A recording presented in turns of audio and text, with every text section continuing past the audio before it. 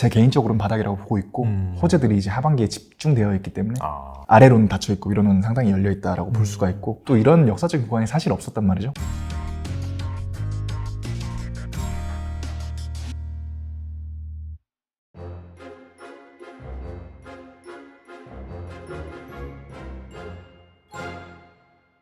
네, 제이커브의 김단 대표님 모셨습니다. 안녕하세요. 네, 안녕하십니까. 네. 대표님 모시고 지금 상당히 좀 소외되어 있는 섹터죠. 네. 게임에 대해서 과연 어떤 투자 기회가 있는지 살펴보는 시간을 갖겠는데요. 간단하게 좀 소개 좀 부탁드립니다. 저는 소셜 카지노 어플 개발하고 있는 그 인디 스튜디오 제이커브를 운영하고 있는 김단이라고 합니다. 개인적으로도 좀 투자도 좀 하신 걸로 알고 있는데. 네, 개인적으로 투자를 오랜 기간 하고 있고요. 저는 일단은 제가 책을 쓴 만큼 모든 종목을 다 게임주 위주로 구성을 하고 있습니다. 알겠습니다. 은행일치를 하고 있는 투자자입니다. 단순히 뭐 그냥 업계에 계신다고 게임주를 투자한 건 아니고 오랫동안 투자를 해오셨기 때문에 뭐 당연히 다른 산업도 보실 거잖아요. 네네. 그럼에도 불구하고 최근에 이제 게임주 중심으로 포트를 짜고 계신 거는 분명히 이쪽 섹터에 투자 기회가 있다라고 이제 생각을 하신 거잖아요. 네네. 그래서 이제 그 부분에 대해서 좀 살펴볼 텐데 일단 게임주가 주가가 너무 처참해요 지금. 네네. 제가 이제 그 게임 그 섹터 지수 이걸 보고 왔는데 거의 뭐 코로나로 많이 빠졌을 때 그때랑 크게 차이가 없더라고요. 네네. 그래서 이렇게 약간 좀 게임주가 저평가받는 많이 빠진 이유가 무엇인지 궁금하긴 하거든요.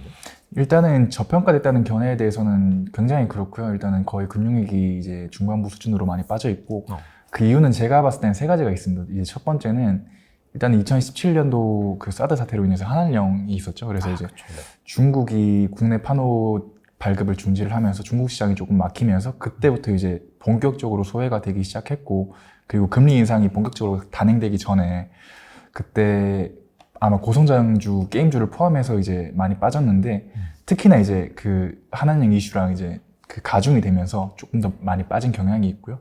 그럼에도 불구하고 지금 그 넥슨 재팬은 지금 도쿄고르에서의 상장돼 있기 때문에 작년에 이제 10대 상장사의 영업이익 총액이 2조 2천억 정도거든요.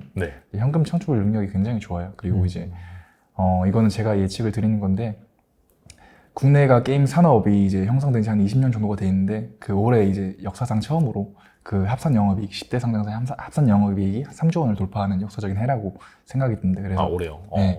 그 실적 비대칭, 기대 실적과 지금 현재 주가의 비대칭이 가장 심화되어 있는 섹터가 바로 게임주라고 생각이 들어서 지금 게임주에 관한 책을 집필을 하게 되었고 그리고 세 번째는 아무래도 이제 기관 투자가들의 수급이 붙어야지 주가가 많이 오르는 경향이 있는데 그 아무래도 이게 게임주는 단일 게임에 의한 그 어떤 의존도가 굉장히 심하기 때문에 정량적인 분석이 조금 어려운 경향이 있습니다. 그리고 그런 로직을 만들기 내부 회의에서 펀드 매니저들이 그 상부 회의에서 이런 식으로 이런 로직으로 위해서 투자를 해야 됩니다라고 정확하게 정의 내리기가 굉장히 까다로운 부분이 있습니다. 그래서 그 투자가 기관 수급이 안 붙은 경향이 있었는데 그러나 이제 기간도 조금 바뀌고 있습니다. 기간이 원래 바이오 투자를 꺼리다가 셀트리온이 램시마를 뭐 미국이나 유럽에 이제 수출에 성공하면서 조금 기간 수급이 붙듯이 일단은 그 사우디아라비아의 PIF 펀드가 이제 규모가 600조 정도 되는데 NC 소프트의 지분을 9% 정도 미리 인수를 했고요. 그 넥슨의 지분을 7% 정도 인수를 해서 그리고 크래프톤 같은 경우에도 국민연금이 지분을 조금 늘리고 있습니다. 그래서 기간의 움직임도 조금적으로 가격 메리트로 인해서 조금 들어오고 있기 때문에 전반적으로 굉장히 좋은 상황이다 이렇게 보고 있습니다. 약간 좀 상승하기 전에 좀 약간 좀 시동을 거는 그런 구간이다. 그렇게 이제 이해를 해봐도 되겠죠. 네, 저는 그렇게 보고 있습니다. 근데 이제 수급적인 관점에서는 뭐 물론 이제 약간 좀 저가 매수 그런 차원에서 유입이 될 수 있는데 사실 막 오랫동안 소외되어 있다, 많이 빠졌다, 싸다라고 해서 들어간다고 맞습니다. 돈을 버는 게 아니잖아요, 주식이. 분명히 이제 그렇게 들어갔는데 알고 보니까 또 지하가 더 있다더라. 그런 상황도 여전히 펼쳐지기 때문에 뭔가 이 게임주들이 이 저평가 영역을 벗어나기 위해서는 모멘텀이 있어야 될 것 같긴 하거든요. 그래서 앞서서 이제 뭐 올해 이제 3조 처음 돌파가 예상이 된다라고 말씀하셨는데 좀 그 부분에 대해서 좀 말씀해 주시면 좋을 것 같아요. 일단은 지금 게임주가 1분기 실적이 나왔는데 크래프톤하고 NC소프트가 실적 선방을 했어요. 그래서 뭐 양 1분기 영업이익이 3천억 2,500 정도로 모두 최대 실적을 거뒀는데 일단 그 원인 자체는 그 배틀그라운드의 모바일 버전인 그 중국 모바일 버전의 화평정령이 이제 그 중국 시장에서 이제 성수기에 돌입을 하면서 최대 실적을 돌입했고요. NC소프트는 그 리니지 W가 대만이나 홍콩 지역, 그 아시아 지역에서 흥행을 하면서 좀 높은 실적을 거뒀고 이제 하반기부터는 2분기 이권역인 뭐 서구권 출시를 앞두고 있는데 결론적으로 NC와 크래프톤은 그 올해 모두 이제 실적이 선방을 할 거라고 예상이 듭니다. 그리고 일단은 뭐 경제 매크로에 관해서는 제가 전반적인 전문가가 아니기 때문에 뭐 그 부분에 대해서 언급이 조심스러운 면이 있는데 실적 이거 하나만 얘기를 드리자면 일단은 뭐 넥슨 같은 경우에는 그 전 세계 모든 단일 게임 중에 단일 IP 중에 누적 매출 1위가 이제 던전 앤 파이터인데 던전 앤 파이터가 중국에 출시를 하죠. 그러면 일단은 해외 투자자들이 한국 게임 시장에 대한 관심이 이제 수급이 이어질 거고 두 번째는 이제 저희가 거의 게임 매출의 대부분이 그 모바일 MMORPG 시장에 편중이 되어 있었는데 네. 저희가 자본이 축적이 되면서 크래프톤이 칼리스토 프로토콜이라는 그 AAA급 그 콘솔 게임을 출시를 앞두고 있고 그리고 서머너즈 워, 크로니클, 컴퓨스의 경우 뭐 여러 가지 이런 호재들이 집결이 되어 있기 때문에 실적이 상당히 좋다. 그래서 지금 가격 메리트는 뭐 거의 제 개인적으로는 바닥이라고 보고 있고 호재들이 이제 하반기에 집중되어 있기 때문에 전반적으로 게임주를 관찰하면서 이런 이제 상황적인 판단 자체가 굉장히 이제 메리트들이 집결되어 있던 구간들이 없었단 말이죠. 그래서 네. 저는 이제 적기라고 판단을 하고 있습니다. 네. 그 작년에 그 카카오 게임즈가 네. 그 오딘을 출시하면서 네. 대박이 한번 났었잖아요. 네네. 그런데 약간 신작도 신작이지만 약간 좀 블록버스터급 그런 네. 신작들의 출시가 예정되어 있다. 약간 오딘급의 그런 출시가 예정되어 있다. 그렇게 보면 될까요? 하반기? 그 출시 모멘텀도 당연히 있고요. 그리고 뭐 일단은 그 출시 모멘텀을 통해서 이제 실적이 이제 추가로 환입되는 부분도 당연히 있을 건데 네.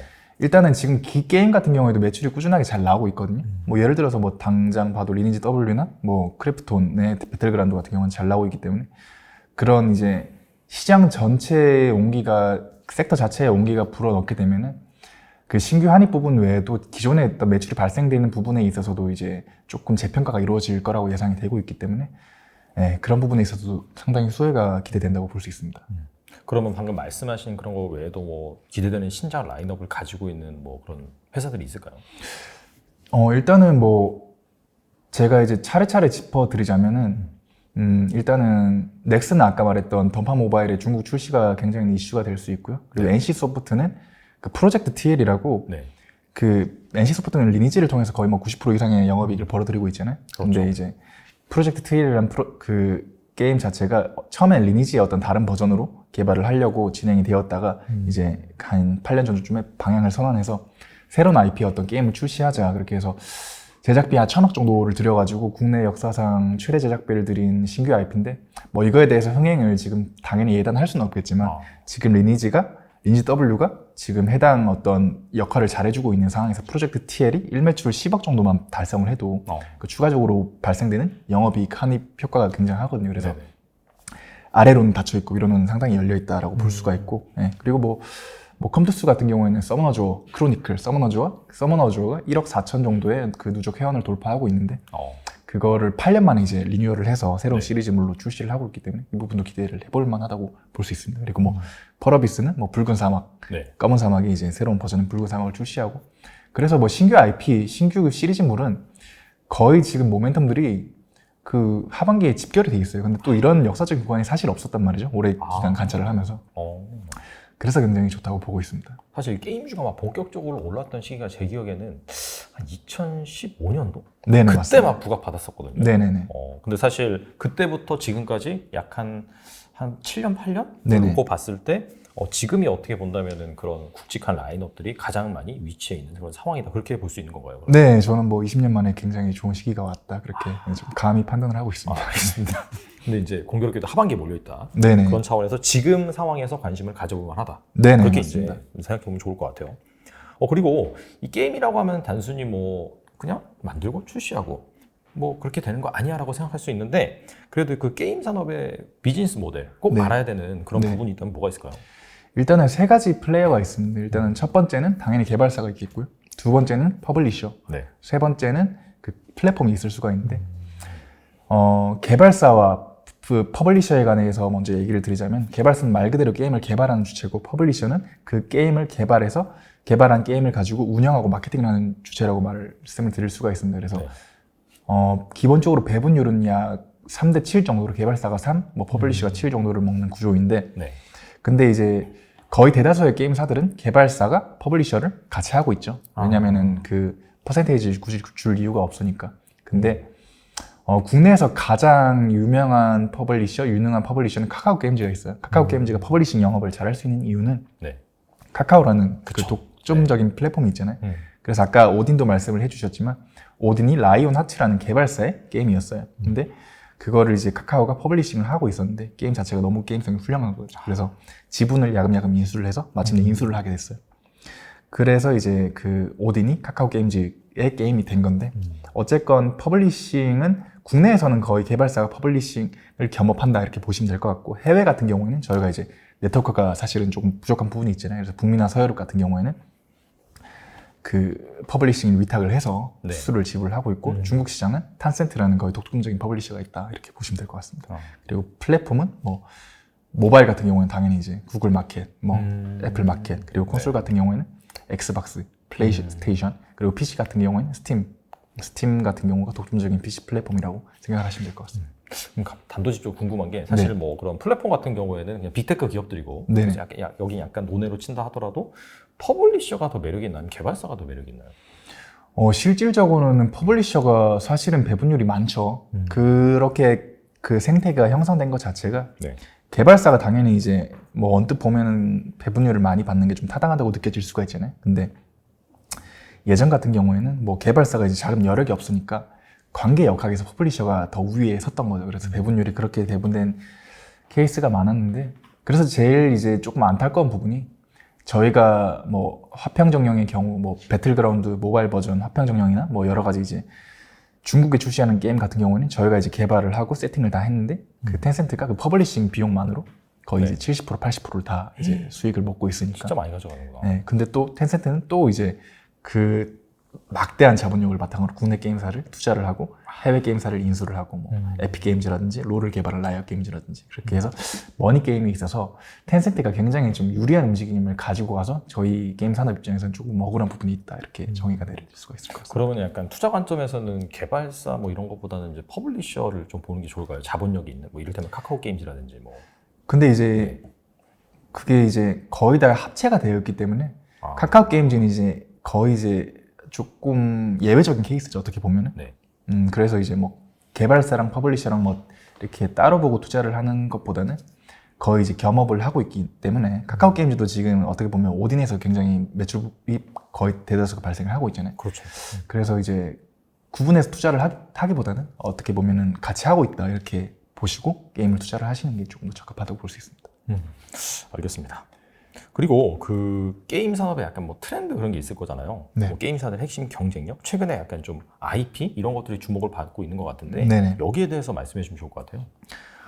일단은 지금 게임 산업이 곧 IP라고 볼 수 있는데 IP가 그 게임의 어떤 세계관, 그 게임 자체를 말한다고 볼 수가 있는데 뭐 예를 들어서 뭐 쿠키런 하면 떠오르는 이미지, 미래의 전설하면 우리가 머릿속에 떠오르는 이미지 그게 이제 재산권으로 이제 법률적으로 확정이 된 게 IP라고 볼 수 있는데 국내 게임사에서는 10배가 사례, 10배가 오른 사례가 3가지가 있습니다. 각각 이제 컴투스, 서머너즈 워, 그리고 그 데브 시스터즈의 쿠키런, 그리고 위메이드의 미래의 전설 이 3가지가 10배가 와 있는데 그 이제 10배거의 어떤 케이스를 보면은 기존에 IP가 있었는데 그거를 리뉴얼해서 새로운 버전으로 출시를 하면서 뭐 영업이익이 10배 이상 폭증을 하면서 그렇게 10배가 오른 사례가 있는데 IP가 뭐 갑자기 중요해진 게 아니라 이제 게임 산업 자체가 곧 IP 산업이다 이렇게 이해를 해주시면 좋을 것 같습니다. 그러면은 그 IP라고 한다면은 기존에 그런 그 뭐 게임이 있는데 거기에 나와 있는 캐릭터나 스토리를 가지고 모바일 버전으로 출시를 했다 뭐 이런 거라고 보면 될까요? 네네. 그렇죠. 뭐 예를 들어서 뭐 디아블로가 모바일 버전으로 출시를 되거나 뭐 1, 2, 3 이렇게 출시를 되거나 그럼 디아블로라는 그 세계관 그 자체가 이제 재산권이 있는 거잖아요. 그거를 그냥 IP라고 이해를 하시면 될 것 같습니다. 그러니까 뭐 디아블로 그냥 예전에 PC 버전이었는데 이걸 가지고 모바일로 뭐 발표했다. 네. 뭐 생각이 나는 거는 이제 워크래프트 이거 가지고 이제 월드 오브 워크래프트로 출시를 한다든지 약간 좀 팬층을 가지고 있는 그런 유저들을 기본적으로 끼고 나서 뭔가 이제 출시를 하다 보니까 확실히 좀 탄탄한 수요층이 받쳐줄 수 있는 그런 부분이 있겠네요. 그래서 이제 제가 이제 제일 중요한 말일 수도 있는데, 그러니까 바이오 같은 경우에는 지금 2017년도에 주도주 현상이 있다가 거의 이제 진단 분야라든지 바이오 시밀러 업체 말고는 대다수가 이제 주가를 상승분을 반납을 했잖아요. 근데 그쵸. 실적 기반이 아니다 보니까.